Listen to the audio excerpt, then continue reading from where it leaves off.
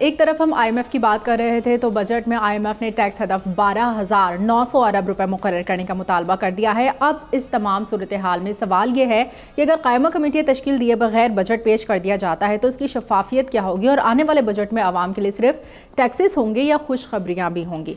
तो अपने मैं पैनलिस्ट की जानिब रुजू करूँगी। सबसे पहले माद रोहिला साहब से हम पूछ लेते हैं कि ये ऊँट किस करवट बैठेगा, कायमा कमेटियाँ का क्या मसला है, ये पुरानी रवायत के मुताबिक तकसीम क्यों नहीं हो रही? प्रेफरेंस नहीं है जी मेरे ख्याल से हुकूमत की। हुकूमत की प्रेफरेंस ना ये कमेटीज़ हैं ना इक़्तिसादी काउंसिल है जो आइनी और कानूनी जिनकी हैसियत भी है, उनकी प्रेफरेंस इस तरफ नहीं है, शायद इस तरफ नहीं आ रहे। ऑपोजिशन की भी शायद ये प्रेफरेंस नहीं है, इसलिए इस पर बात नहीं हो रही। मेरे ख्याल में हमारी पॉलिटिकल पार्टीज़ की एक ही प्रेफरेंस है कि खान साहब ने किस रंग की शर्ट पहनी थी, दूसरी की प्रेफरेंस है कि मरीम साहिबा किस इदारे के यूनिफॉर्म पहन रही हैं, और इनके वोटर आपस में ये लड़ाई लड़ रहे हैं कि ज़्यादा अच्छी स्लो मोशन वॉक कौन करता है। तो हमारे जब प्रेफरेंस ही उल्टी हैं, हम इस बारे में बात ही नहीं कर रहे। डेमोक्रेसी जमहूरियत जो है गवर्नमेंट बाय डायलॉग होती है, और गवर्नमेंट ये हमारी जो है डायलॉग पे यकीन नहीं करती। वो अपने लोगों से, एहसन इकबाल साहब से डायलॉग नहीं कर रही, कानून साजी पे डायलॉग नहीं होता, पार्लियामेंट में कानून नहीं आता, ऑर्डिनेंस पास कर दिए जाते हैं। तो ये अवामी मसाइल हैं, बिजली बढ़ना और ये सारे मसाइल अवाम के मसाइल हैं, इन हुक्मरानों के मसाइल नहीं है। इनकी तरफ से अवाम बेशक भाड़ में जाए, बेशक आग लगाती रहे खुद को, जैसा हमने देखा कि IG साहब के नाम मिलने पर एक शख्स ने अपने आप को आग लगाने की कोशिश की, या एक शख्स दूसरे को गोली मार दे ज़हनी मरीज बन के कि तुम टिकटॉक क्यों बना रहे थे। तो इन मामलात पे इनकी प्रेफरेंसेस नहीं है, इस पे ये आ नहीं रहे। सही है। जाहिर शाह शराजी साहब, आने वाले बजट में अवाम के लिए सिर्फ टैक्सेस होंगे या खुशखबरियाँ भी होंगी? बिजली तो मजीद महंगी हो गई है। देखिए मेरे ख्याल में बजट आपका हाइपोथेटिकल ही होता है। आप पिछले उसके ऊपर 5% इंक्रीज करके आगे चले जाते हैं, प्रायोरिटीज आपके पास है नहीं।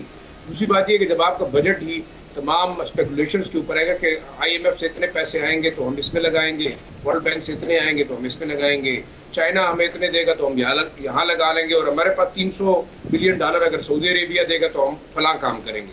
मेरे ख्याल में देखें, आपके पास उस वक्त चीज़ें जो है वो कंक्रीट होंगी, आपकी प्लानिंग कंक्रीट होगी जब आपके पास कोई कैपिटल होगा, आप प्लान उसके ऊपर करेंगे। जब आप तमाम चीज़ें जाके नुकसान के ऊपर, डेट के ऊपर चलेंगे और सिर्फ इंतजार करेंगे तो मेरे ख्याल में बहुत मुश्किलात होंगी। अब वही बात है, आपको जैसे अभी मैं खबर देख रहा था कि शायद जो हमारे पैरामिलिट्री फोर्सेज हैं, ट्रूप्स हैं, जो सिविलियन लॉ एनफोर्समेंट एजेंसीज हैं, उनको भी आप जो है मराहत मिलेंगी। आज की खबर किसी अखबार में मैंने देखी, बाकायदा प्राइम मिनिस्टर ने मंजूरी दे दी कि वो पाकिस्तानी जो आर्म फोर्सेज है उनके बराबर होगा। दूसरी तरफ अगर आप देखें लॉ एनफोर्समेंट एजेंसीज के हवाले से अगर देखा जाए तो ये कितना बड़ा एक जंप होगा। आम लोगों को आप क्या दे रहे हैं? दूसरा आप देखें पॉलिटिशियंस ने के अंदर, चाहे KP के थे कि फेडरल थे, वो अपने लिए कितनी मराहत दे रहे हैं, और पेंशनर्स को आप 10% दे रहे हैं, आप सरकारी मुलाजमीन को 10% दे रहे हैं, तो डिसटेंटलमेंट आपकी यहीं से शुरू होगी। दूसरा जो आखिरी बात वो ये कि प्रायोरिटी आपकी क्या है? प्रायोरिटी आपकी मुल्क की डेवलपमेंट नहीं है बल्कि जाती डेवलपमेंट। आपके तमाम बजट में सर वक्त की कमी है। एहतेशाम साहब सर भी मैं एक पॉइंट लेना चाहूंगी।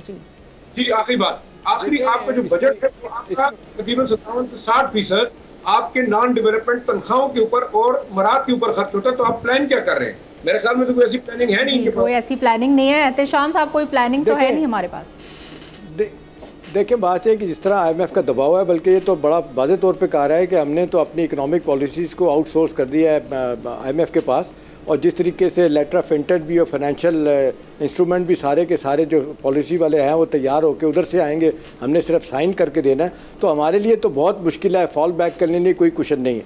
अभी जो बात हो रही है अफशीरों, ये हो रही है कि 2000 अरब का एडिशनल रेवेन्यू जो है ना मरकज़ इकट्ठा करे और 400 रुपया सूबे इकट्ठा करें, यानी 2.4 ट्रिलियन रुपया डिजिटल अगर इकट्ठा करने में हम कामयाब हो जाते हैं तो कहा जाता है कि डोमेस्टिकली इंटरनेशनली हमें बहुत कम पड़ेगी ज़रूरत के हम बाहर से पैसा बोरो करें।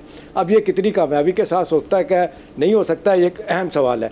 अगली बात यह है कि टैक्स तो लगाने हुकूमत ने, इन्होंने टैक्स को ब्रॉडन करने के लिए टैक्स बेस नहीं बढ़ाया, नए जिसको कहते हैं टैक्स पे तलाश नहीं किए, रियल स्टेट पे टैक्स लगाने की बात हो रही है बड़े अच्छे से, कितना लगेगा वो आप जब तक के स्टेक होल्डर को बिठाते नहीं, साथ बात नहीं बनेगी, एग्रीकल्चर इनकम टैक्स की बात हो रही है। तो हमारे पास लास्ट मिनट है, मैं अली आफ्ताब साहब से भी आखिरी पॉइंट लेना चाहूँगी। जी अली आफ्ताब साहब। जी मैं तो बहुत बड़ा फ़ैन हूँ IMF का, उन्हीं का दबाव है जिसकी वजह से हम अगर कुछ अच्छा करेंगे तो करेंगे। वही हैं जिन्होंने हमारे सरकारी मुलाजमीन को 3-3 नौकरियाँ और 3-3 पेंशनें लेने से रोका है। वही हैं जो कहते हैं कि सरकारी मुलाजमीन के भी असासे बाहर निकालें, देखें, सामने रखें। अगर इस मुल्क में कोई तरक्की होगी तो शायद उन्हीं की वजह से होगी। यहाँ पे तो आपने सुन लिया होगा कि इधर से सजेशन ये है कि बिजनेस के डिविडेंड्स के ऊपर 45% टैक्स लगा दिया जाए। अगर यही करना है तो फिर उसके बाद इधर कोई कारोबार चल सकता है, यहाँ पे आपकी स्टॉक मार्केट चल सकती है। ये जितने मर्जी भोंडे तरीके से रियल एस्टेट को रिवाइव करने की कोशिश कर लें, वो नहीं रिवाइव हो सकती है। सारी सिचुएशन पे तुम्हारा गाना फिट होता है सीधी वाला। सब्सक्राइब करें और बेल दबाएं ताकि कोई खबर रह न जाए।